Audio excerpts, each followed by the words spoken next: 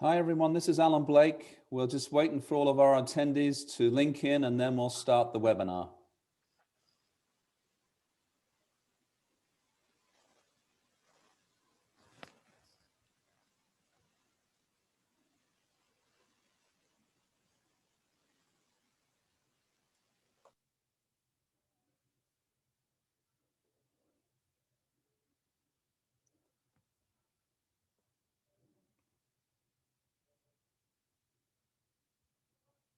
Again, hi everyone, this is Alan Blake. We're just waiting for all of our attendees to link into the webinar, so we will start in less than a minute.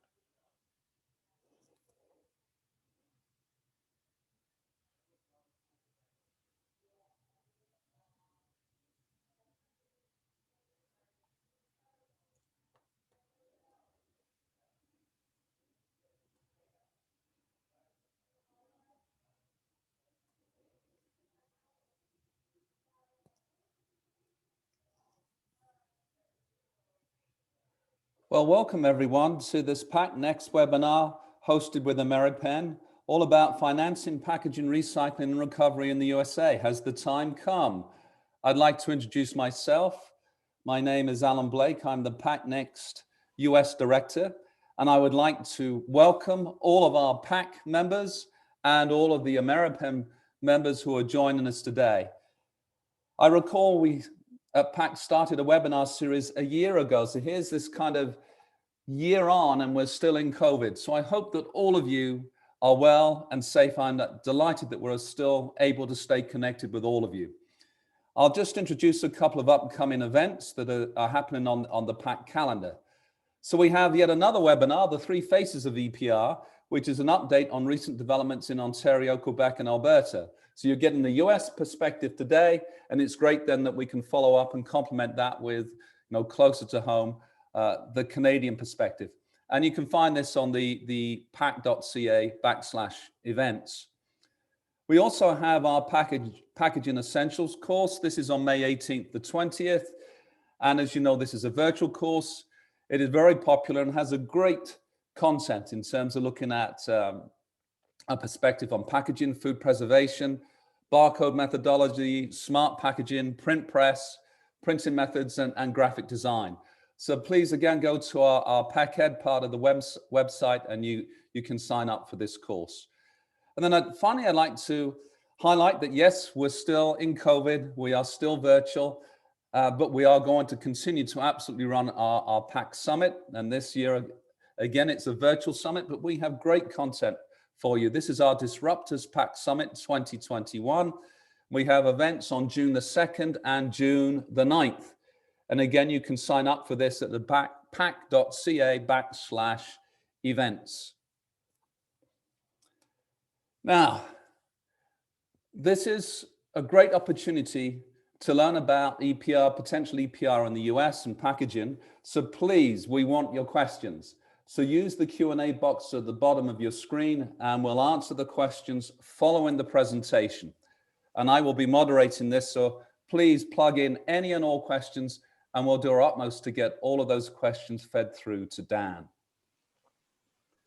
So without further ado, let me introduce our presenter today, Dan Felton, the Executive Director of Ameripen.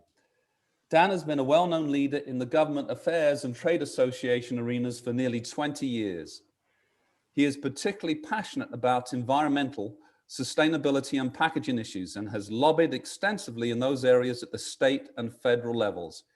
He leads the efforts of Ameripen, the American Institute for Packaging and the Environment, to develop and advocate positions for the US packaging industry on issues related to packaging and the environment, using sound science and a philosophy of material neutrality. Welcome, Dan, and over to you. Thank you, Alan. I really appreciate the opportunity to spend this time today with you and your PAC members. And as I share my screen, give me 1 second to do that and we'll get started. And thank you as well to Lindsay for her assistance with getting me set up for the webinar today. So I am going to spend maybe 25-30 minutes running through some slides, but we do, as Alan mentioned, want to make sure to leave ample time to take questions from you. So please feed those into the Q&A feature and we can take those up after I've gone through these slides. That's the hope today, to have some dialogue. I can learn some more from you and you'll learn some more about what's taking place in the US. So here's a quick agenda. I'm just going to briefly touch on who and what Ameripen is, and then talk about producer responsibility from the packaging perspective. Then I want to take a little time to share with you a process Ameripen went over really the last 16 months or so in developing some principles, objectives, and a policy around financing, packaging, recycling, and recovery from our members' perspective. Then give you an overview of significant state and federal activity we're seeing on packaging producer responsibility. And then also take a few minutes to talk about some of the comparisons we've looked at in terms of what's taken place in Canada around packaging producer responsibility and what we see may happen here in the US. So, and then of course the Q&A. So with that, this slide talks a little bit about Ameripen. Alan already indicated in reading my bio what we're all about, but we are primarily an advocacy organization focused on policy here in the US. Sometimes people ask, do we focus on things in North America? And yes, from time to time we do, including we have been participating in the Canadian process of looking at plastics and restricting the use of plastics, classifying them as toxic. So even though we're a material neutral trade association, we do see the value and the importance of ringing in on those issues that could have a broader impact for packaging here in the US. One other thing I do want to highlight is our membership is somewhat unique in that we represent the entire packaging value chain. So if you think of material suppliers, actual packaging manufacturers, the brand owners, and then we have within our membership as well end-of-life materials managers. So companies like Waste Management or converters like Pratt Industries, Sunoco, who also manufacture packaging. So makes us a little unique, I think, in terms of trade associations here in the US working on packaging issues. This slide and the following slide, and we'll have these available for you through the recording and afterwards as well, just highlight our members. These are company members, so they are voting members of Ameripen. I know we have significant crossover with members within PAC as well, so we appreciate that. And in addition to our company members, we also have a broad array of trade association members, and that's what you see here on this slide. So these are either material or product specific trade associations who are interested in packaging issues and become an associate non-voting member of Ameripen, but they are key stakeholders and collaborators for us, particularly in our advocacy work. And you can see some of the types of trade associations we have, the Consumer Brands Association, American Chemistry Council, but then we have material specific like American Forest and Paper Association. We have unique industries such as the pet food industry, food industries. And again, these are real important stakeholders for Ameripen as we're working on advocacy issues throughout the US. I did want to take a moment to sort of level set on Ameripen's view on extended producer responsibility. I may be preaching to the choir and what is that? What does it mean? But sometimes we get questions about what our view is on extended producer responsibility. And this slide highlights that. And really at the end of the day, from our perspective, it's a shift at some level of the economic burden of managing a product at its end of life. And we're talking obviously about packaging here and shifting some of that economic burden away from local government and or consumers, taxpayers, and putting that responsibility on the product producers, in this instance, packaging users, if you will. We can talk about, are we talking about a shared responsibility or a full responsibility? And that's to be determined here in some of the things I'm going to describe to you in the US, but recognizing it may not be 100% responsibility. There may be some level of shared responsibility. We can debate whether or not producer responsibility makes changes to the product's environmental or health impacts. In some instances it may, in some instances proponents say it does, and there's question as to whether it really does or not, but we can maybe leave that debate for another day. As in many jurisdictions, including Canada, there are a significant number of EPR programs here in the US, but for hard to recycle products. So carpets, mattresses, paint, light bulbs, and you might also call that product stewardship, depending on the level of the producer responsibility. However, in the US, we do not currently have any packaging product stewardship or producer responsibility laws in place. That's what I'm going to talk about today. I don't have to tell any of you that you have a lot of that, obviously, in Canada and in many jurisdictions throughout the world, including the EU, but not yet here in the US. But make no mistake, it's coming, and it's coming pretty quickly. So with that, again, just wanted to highlight why is there an increased rhetoric and a focus on packaging producer responsibility here in the US? Well, it's due to multiple factors, really, including an increased perception of packaging as waste. Obviously, China soared and the collapse of material and recovery markets for the exportation of materials out from the US has had a significant impact over the last couple of years. That carries over into the state and local budget constraints. And I would add those state and local budget constraints, I'm sure no surprise to any of you, have been further exacerbated because of COVID. So even more strains in that area. And an increased number of states here in the US looking at packaging policy. Now that may be producer responsibility. It might be other things like product and packaging bans. It could be recycled content, all those sorts of different things. There's just a lot more focus over the last couple of years.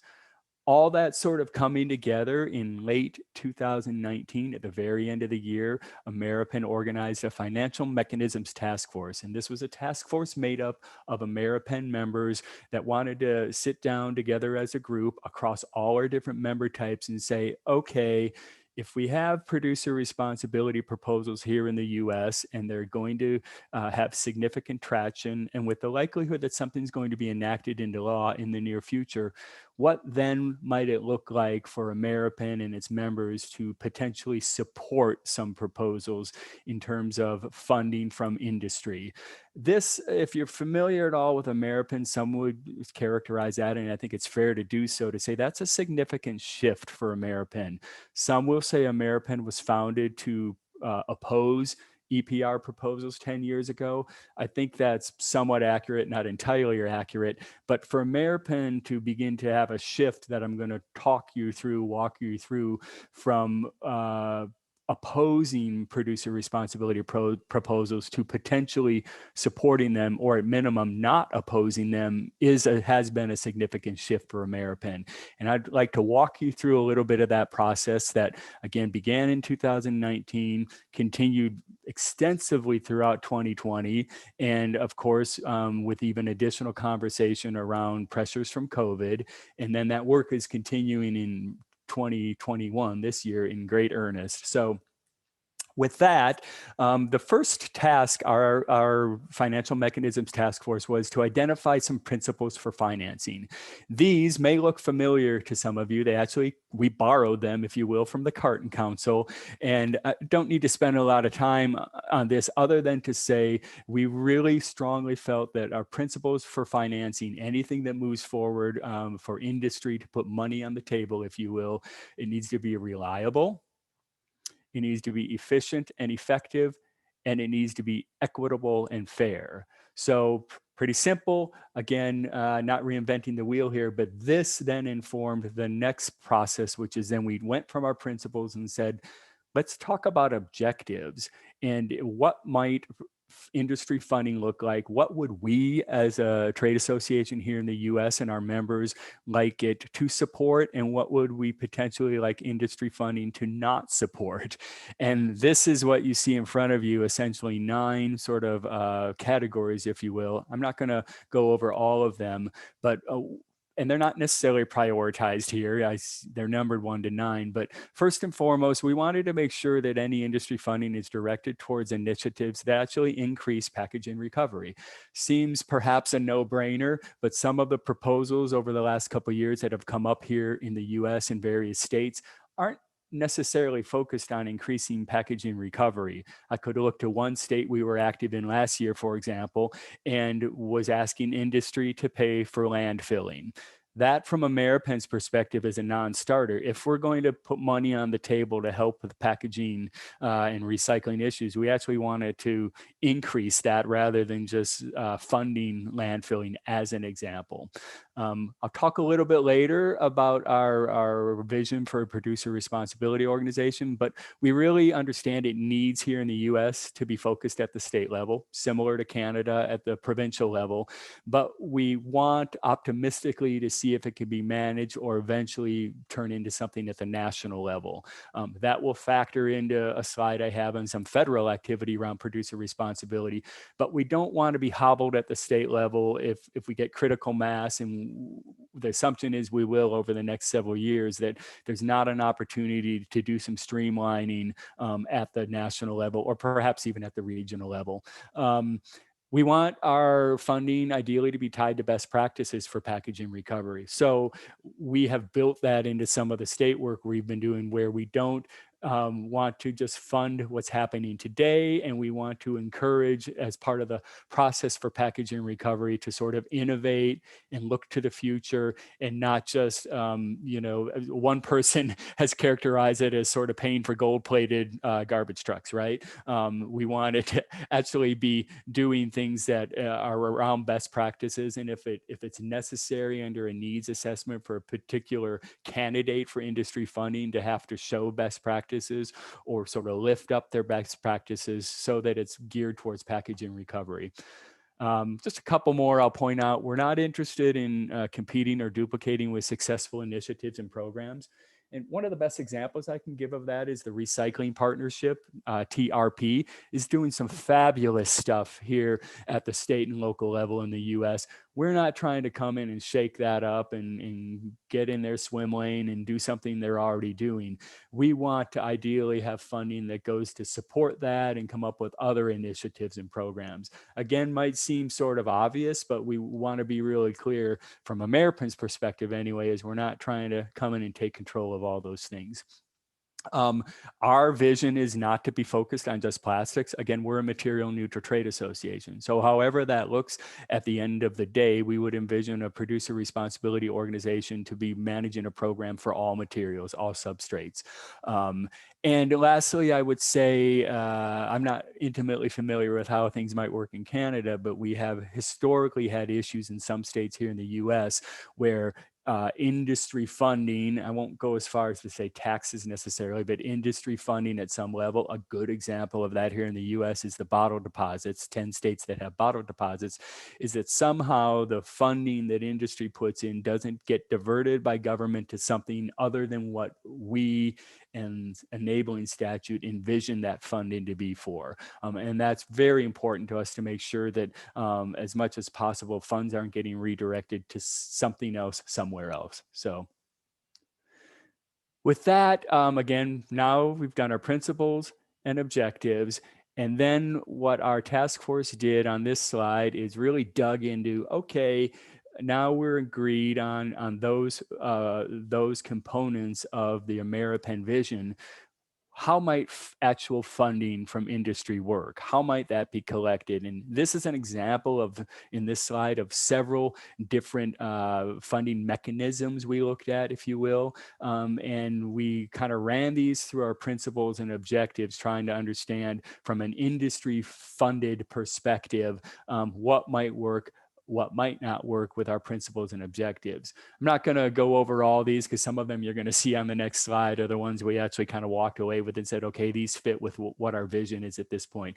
But we wanted to have a focus that we're talking about industry funding. So some of these bullets you see on here are not industry funding. Now, they might help with packaging, recycling, and recovery, but reallocation of federal funding, for instance, into the states to help, that's not coming from industry, that's coming from the federal government. Things like checkoff programs, certain taxes, again, are not necessarily directly being funded by industry or being targeted, if you will, to go to packaging, or potential to be targeted for packaging, recycling, and recovery. So again, this is not every single potential mechanism we looked at, but the majority of them. And with that, then we came up with potential funding mechanisms, and that's what you see on the top part of this slide. And I want to be clear that to date, Ameripan has not, and its members have not settled in on one singular potential funding mechanism of how money might be collected from industry. And for the most part, all the state proposals I'm going to talk about in a few minutes have also not targeted in on specific funding requirements, other than to say the producer responsibility organization must collect fees, however that is established, from the responsible parties, and then use those for the identified program goals, right? But that being said, we had a really lengthy discussion over the summer with our members and into the early fall about potential funding mechanisms. And the top three you see there are some things, again, we haven't centered or landed on one, but they're continuing to be discussed. A per item fee. Again, most of these would most likely, and I'll explain that in a moment, be paid by brand owners, to be based on sale of items at retail. So while we might need some assistance from the retail industry to track those sales, it would be the responsibility of the brand owner selling a covered product in a state to pay some level of fee on that. Another way we've looked at this is it possible if brand company XYZ sells given amount of product into a state, can there be a fee assessed on brand XYZ based on how much they sold into that state? So a percentage of their revenue for sales into a state that has established extended producer responsibility law.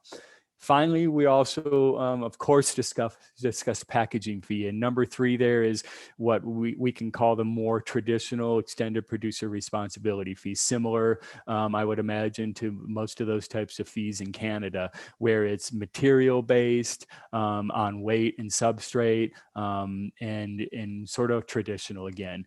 So those are some of the fee concepts we've looked at. Again, haven't endorsed any or eliminated one exclusively, yet not being able to potentially work moving forward.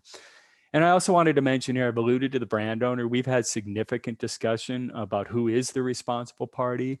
And from Ameripan's perspective, we really have consensus at this point that the most natural responsible party is the brand owner. Given an understanding, however, that if under whatever circumstance a product is being sold in a state or into a state, that there might be some other considerations, and those are highlighted here. And it's sort of our vision for that trickle-down effect, if you will, of who would pay these fees.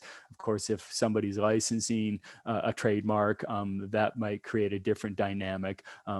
E-commerce, we could have another call probably to talk about producer responsibility in e-commerce, but that sort of impact about who's importing a covered product into the state, whether it be through traditional retail means or through e-commerce, and the packaging around the product in the box versus the box itself for e-commerce or the bubble wrap. So again, probably this doesn't look foreign to most of you, but something we've given a lot of consideration to and have had very active dialogue in many states about how to define the responsible party to make sure that the fees are being paid to support the producer responsibility program moving forward.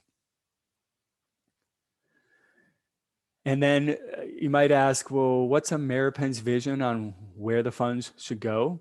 I highlighted a little bit of that with our objectives on an earlier slide. But again, we've sort of took this vision of priorities, and this upside down pyramid you see here is our vision currently of ideally, first and foremost, what should funding from industry go towards? And as you work down, we have a vision that some of the things down towards the bottom are less of a priority. not as important from our perspective anyway. So things like higher priority are infrastructure upgrades needed across recycling systems, innovation and R&D, including end market developments and infrastructure technology. So I'll highlight as an example of, I think we all know we have challenges around more hard to recycle packaging. So multi-layer films and flexibles, things like that. We envision industry funding as an example, helping to increase the innovation to bring more of those products back in to the recycling stream, to create end markets for them. So that would be a higher priority for us. And then as you work down, consumer education towards reducing contamination is important. We could have a side conversation about recycled content. That's another, I wouldn't say emerging, but an issue here in the US that's getting a lot more attention than it has over previous years. And finally, as you get down to the bottom, sort of daily operations funding gaps. So we have been pretty clear, American's perspective, we don't see industry funding going towards daily operations of recycling systems. And included in that is the fact from American's perspective, we're not necessarily interested in taking over control of those recycling systems and the day-to-day operations. That being said, there might be instances where industry funding could help. So that could be in a given jurisdiction, maybe in a rural area, there's some ability to help fund an additional, recycling truck or something like that, or some additional bins into a community for recycling. But generally speaking, we would want to limit the daily operation expenditures or capital, if you will, to some gaps rather than just funding day-to-day operations that are already happening today. Maybe a pipe dream in some of the states we're looking at, but that's sort of our vision at this point. So I'm not going to spend a lot of time on this slide, but this is American's currently using a term stewardship responsibility organization, similar to producer responsibility organization, but we're just using the term SRO. And on the left, you see our vision for some of the things the SRO will do, and I've highlighted some of these already. And on the right, you see some things that we would envision the SRO not doing. Again, I mentioned managing operations of local recycling systems.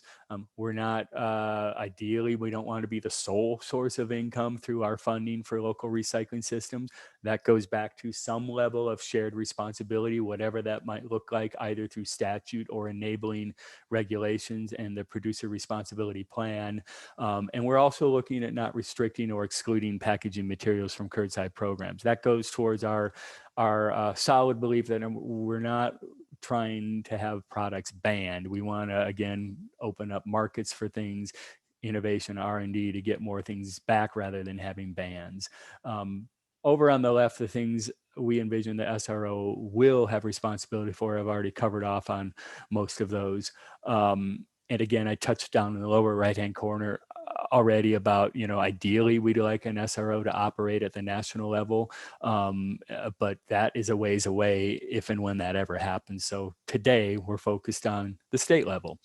And I'm going to now go into specifically the work we're doing here in the US at the state level. So as I mentioned, we stood up the Financial Mechanisms Task Force in late December 2019. We worked through our principles, objectives, funding mechanisms throughout 2020 into the fall of 2020. And then interesting development for Ameripen, our board actually approved a formal financing policy. It was informed by all that other work we did. Some of these things I put forward to show you today. That is a significant step for Ameripen. So if we begin to look at the state proposals, and we're seeing many of them, and I'm going to talk about those, is take our policy, put it beside these state proposals and say, okay, where does it line up? Where does it not line up? And for those of you familiar here in the US, we have state legislatures coming back into session this year. Most of our state legislatures operate on a 2-year cycle. So when they came back in to session in January 2021, many of those will have legislation under consideration this year, and the likelihood that things can carry over into next year.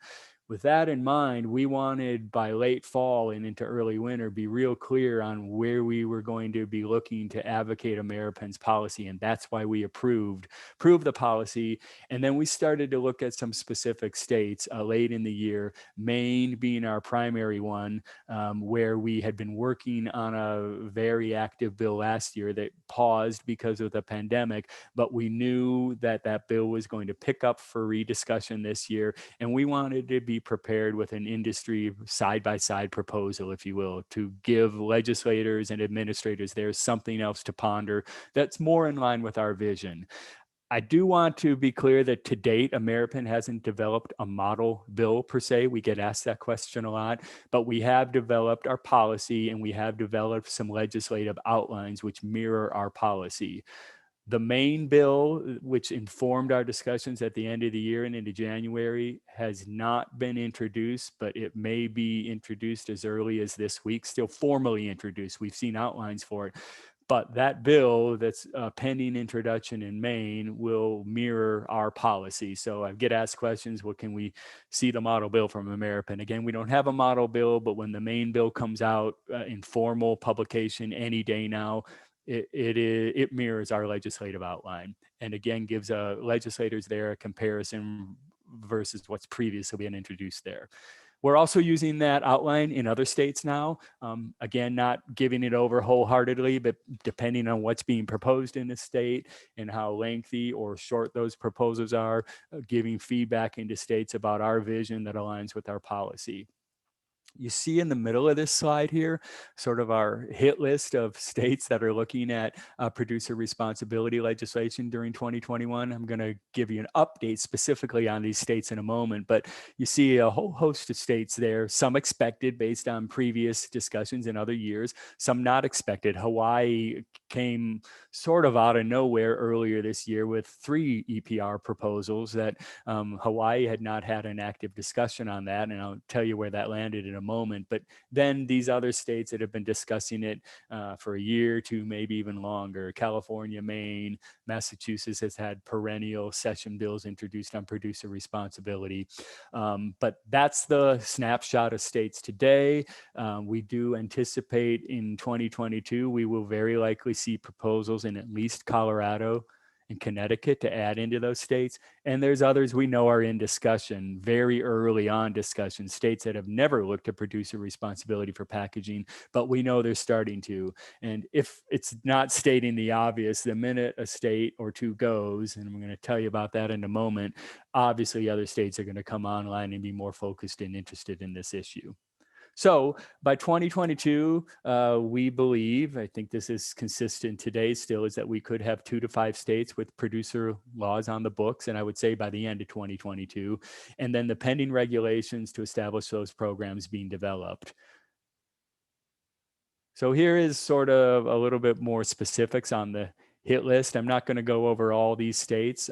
Happy to answer questions about specific ones, but I'm going to pull out a couple here. And the first one I'm going to go to, I gave these in alphabetical order, but New York is first and foremost the hot state right now. We do anticipate, as of today anyway, that something will be enacted into law this year in New York.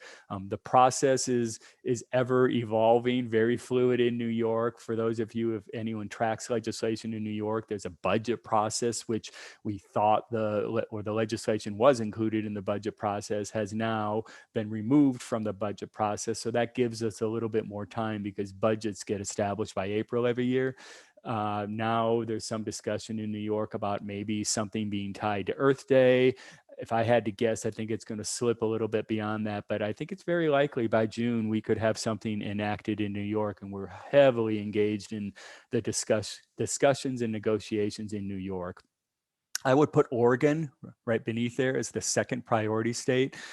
You may, some of you including on the BC side of Canada, may be familiar with the process Oregon went through over 2+ years with a recycling steering committee, the RSC, that ultimately early fall last year resulted in some legislative recommendations from the Department of Environmental Quality, DEQ. That bill is now actively under consideration. Has another hearing Thursday this week. I do believe it's likely something will be enacted into Oregon this year. If it is enacted, I'll say our belief at this point is it won't be perfect. No bill's ever perfect, or no law, I should say, but there's a strong likelihood in Oregon that something will get enacted, but it's going to need more cleanup work in subsequent legislative sessions. Other states I'll highlight: California, sort of a country of its own. There's legislation that was defeated last year that included producer responsibility elements, but it had other things for plastics recycling as well. That's back. Getting teed up for discussions. Industry's working on its own proposal to counter that, which will include some producer responsibility elements. I can't say today. California is in it for the long haul. They'll be in session until sometime this fall and carry over to next year. So I don't have a good sense if something might get done in California this year. It could, but maybe next year moves off. Maryland has already, we made good progress on negotiations in Maryland, but it's moved into a 2-year bill now, so it'll come up for additional consideration next year. Washington, I'm sure you're maybe curious about that. That bill there, Senate Bill 5022, originally was a very broad-based producer responsibility bill. However, as discussions grew in Washington, it became quite clear from the legislators and administration perspective that discussions weren't ripe enough to move producer responsibility there this year. The bill was watered down to include some other components, essentially 3 other things, but no longer focused on producer responsibility. But be sure that conversation will be back in earnest, I'm sure, next year as part of the Washington State Legislature's 2-year session. So again, when we're going to get to questions in just a moment here, but these are the states we're sort of focused on right now. I've already highlighted a lot what's on this slide. Ameripan, if you're not aware, is actually leading the coalitions in several of these states that I just highlighted. And if we're not leading the coalition, we're very closely partnered with national and state-based stakeholders in various states to influence these pieces of legislation as they're coming up. I do want to say that Ameripan's not doing this alone, and we don't envision ourselves doing it alone. We're partnering with a lot of other trade associations and stakeholders who have equal investment in this process, but we just have a unique perspective, I believe, because of the makeup of our membership and the ability to bring all those different parts of the packaging value chain together. And sometimes the leading of coalition efforts has defaulted to us, if you will. And I already mentioned the Financial Mechanisms Task Force is continuing its work. I've highlighted some issues there we're continuing to work on that haven't been solved for yet, and that will need to be given further consideration as these states move forward with potential laws and then establishing the programs for those producer responsibility organizations. Real quickly, I don't want to dismiss that there's activity happening at the federal level here. And these are a couple proposals. You may be familiar with the Break Free from Plastic Pollution Act. That was a bill in the last congressional session. I call a little bit of a kitchen sink bill. It had a whole bunch of different proposals in it, including producer responsibility provisions. Ameripan was very engaged in the advocacy and legislative discussions around that. That bill, because it ended at the end of last year's congressional session, has been reintroduced very recently and still includes the producer responsibility provisions. We also have a new bill called the Clean Future Act. It's a much broader based climate action bill, but it does have many elements of the Break Free from Plastic Pollution Act within it, including producer responsibility. But the current bill, the current version of the Clean Future Act has taken a little bit different approach and is looking at more of a stakeholder and study process for producer responsibility rather than enacting something.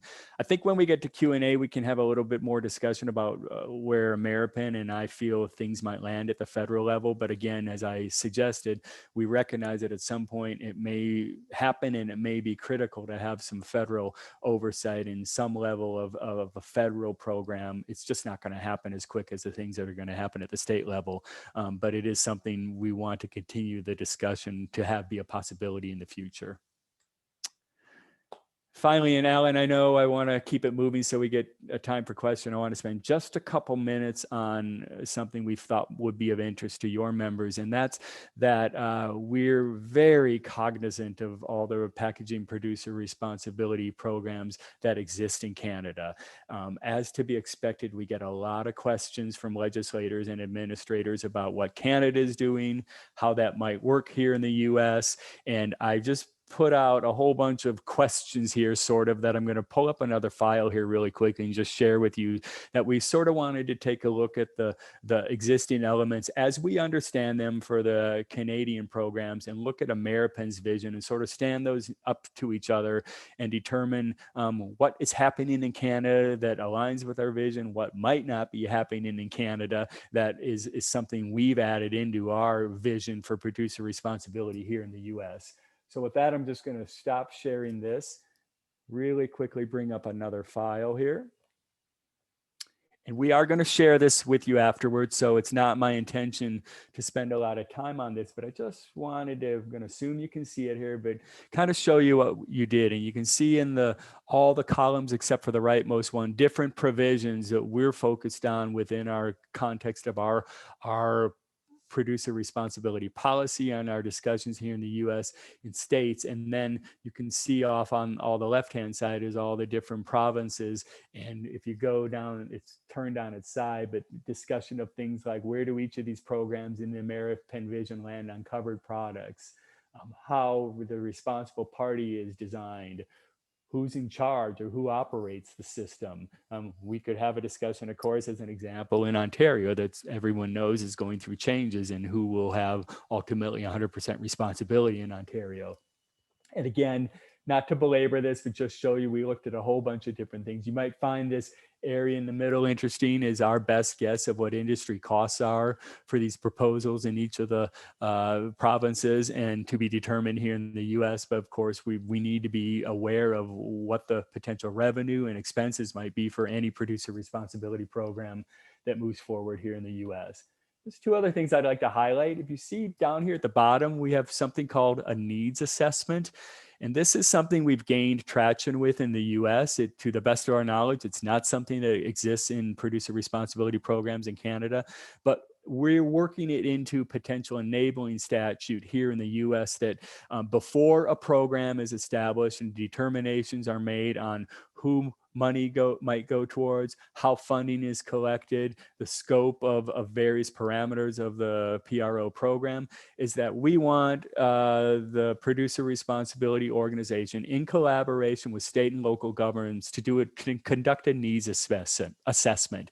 And the hope here is that with having a needs assessment done, and when I talk about needs assessment, I'm talking about recycling needs, recovery needs, what is existing at the state and local level today versus what might be needed, is that we want a base level. And I think I always say it sort of goes to your basic business plan, right? You need to know the lay of the land and what you're looking at before you develop a business plan around it. And that's something that is a newer idea that us and some others here in the US are pushing, and having some success in various states to encourage them to include that.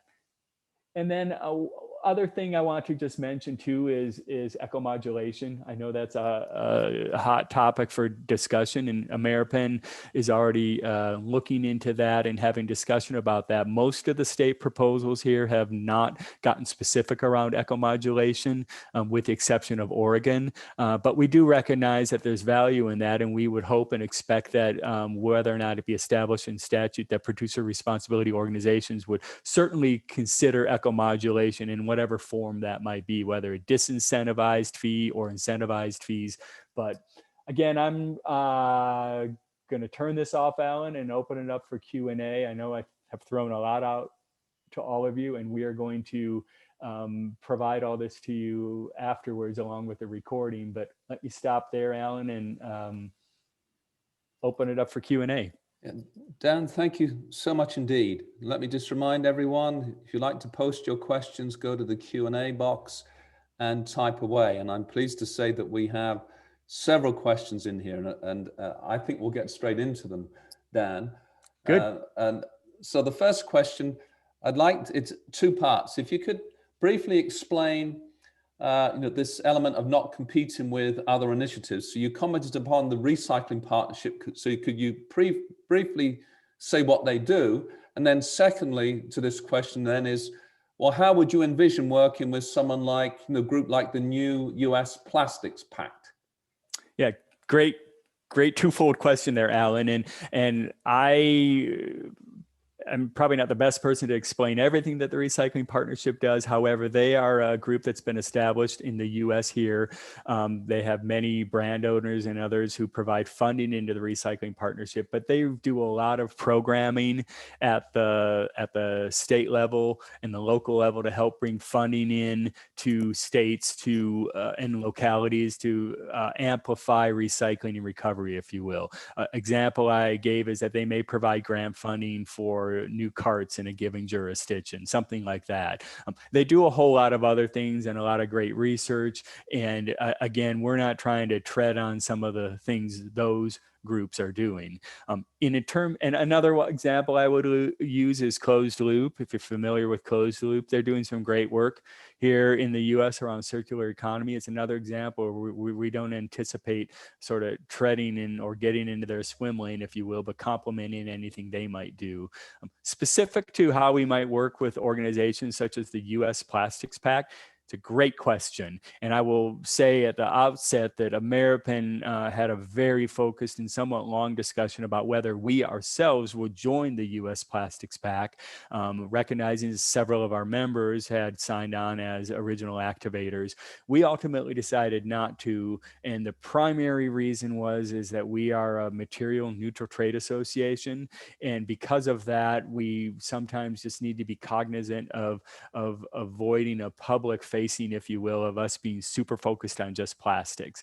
Obviously, we can't live in a vacuum and we need to be focused on plastics, but we did have a vision that, we wouldn't participate directly in the process, but we knew we had members who would be, and we're monitoring that.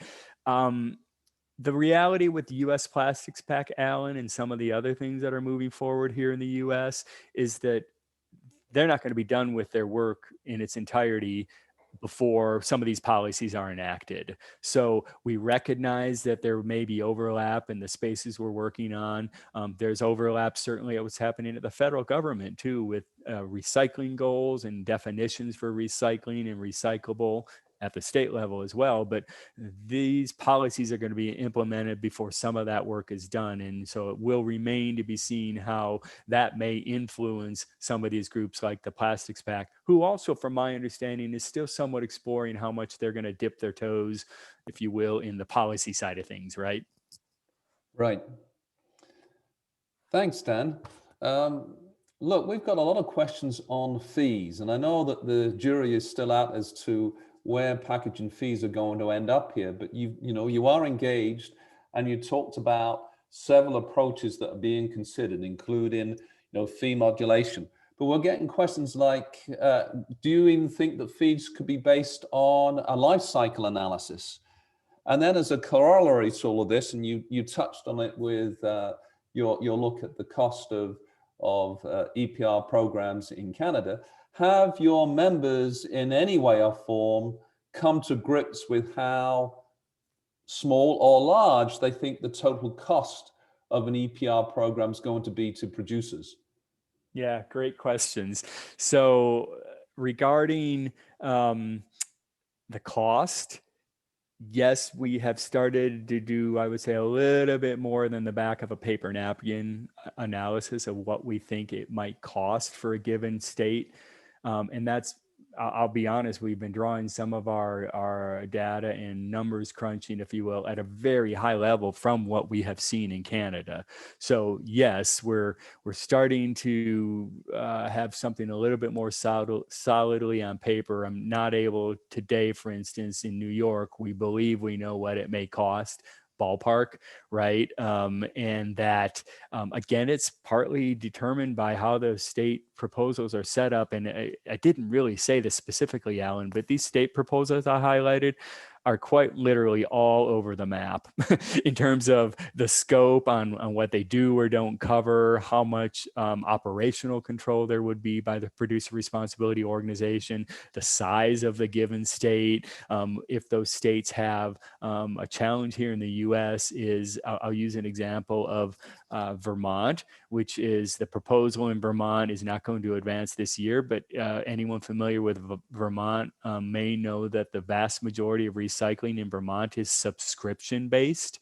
So consumers are paying for it directly versus a municipality paying for the recycling. So there's a whole lot of factors to sort of go into figuring out what it might cost. And we're not at this point able to say, ballpark anyway, this is what it might cost, for a given, just generally in any state in the US. It really does appear that it needs to be state specific and given the type of proposals. Regarding fees specifically, and I think the question was around could LCAs be incorporated into a vision for how fees might be assessed? Absolutely, yes. We have a bullet list of, I think it's about 6 to 8 things that we would encourage to producer responsibility to have the ability. Maybe it doesn't have to be defined in statute, but the ability to contemplate things like life cycle analysis, to contemplate the recyclability of a product, to contemplate the recycled content level as another example of the packaging to determine how fees might be assessed.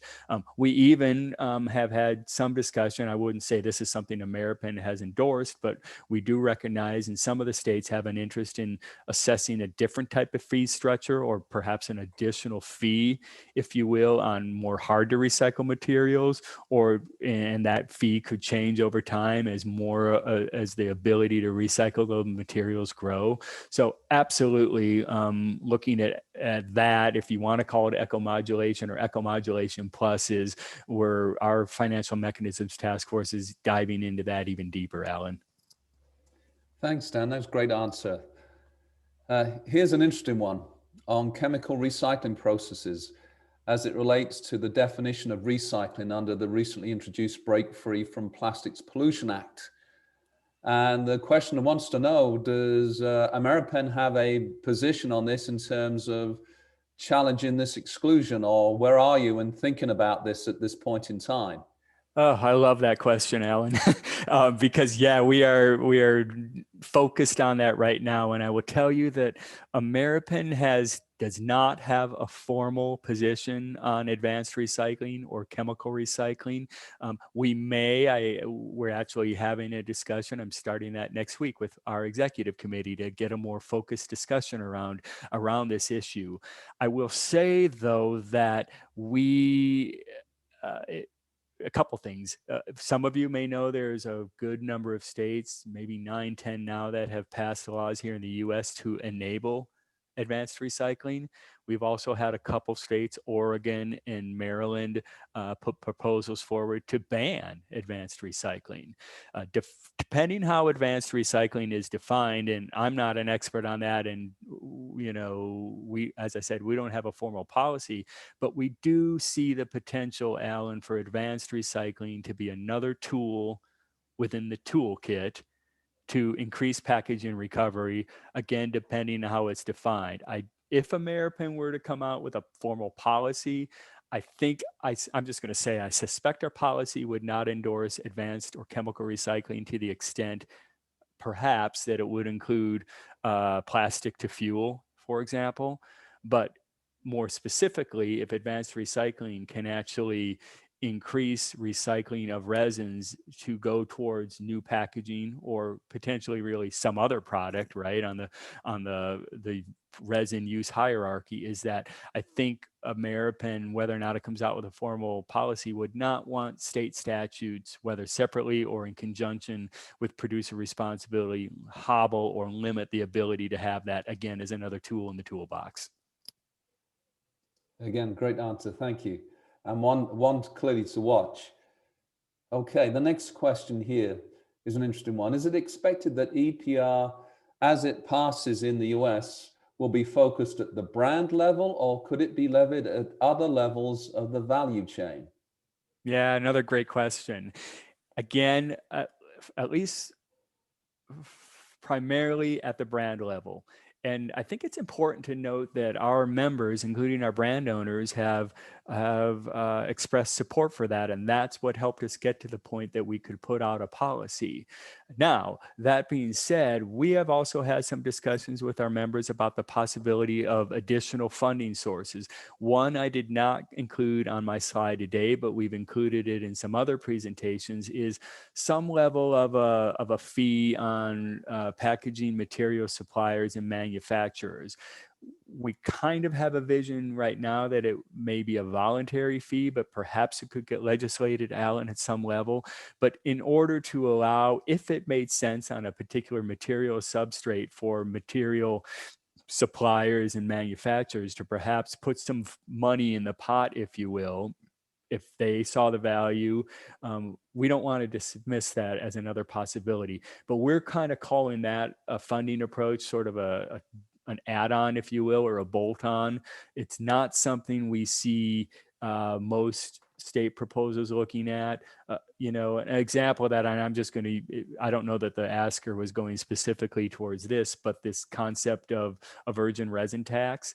Again, American is not going to ever likely support something like that for a couple different reasons, but also, it's an example of, is it another potential funding mechanism somebody might put out there? Yes, but we don't see that as an example of within our wheelhouse, as it were. But there may be other types of fees, or a fee based on revenue for material suppliers and manufacturers that might make sense at some point. All right, thanks for that perspective as well, Dan. This question is, it's a hot topic, compostable packaging right now, pretty much everywhere. So what are your thoughts about EPR or EPR-like approaches for compostable packaging? Yeah, great question too. And we actually have, one of my earlier slides showed some of the additional work that our Financial Mechanisms Task Force is, sort of some of the work streams, and compostables is definitely something we need to focus on. It's an interesting discussion within the Ameripen membership, because recall that we have not only packaging manufacturers and brand owners who are either manufacturing or using compostable packaging to some extent.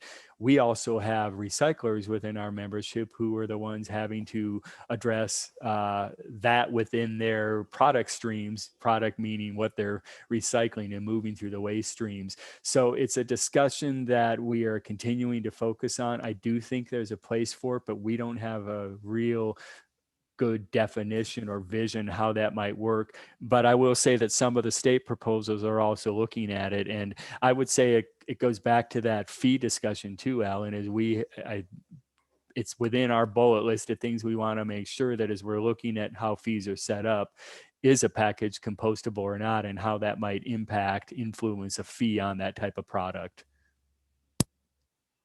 All right, Dan, here it is. It's the $64,000 question, and the one that they've all been waiting to hear from you, and you've alluded to this.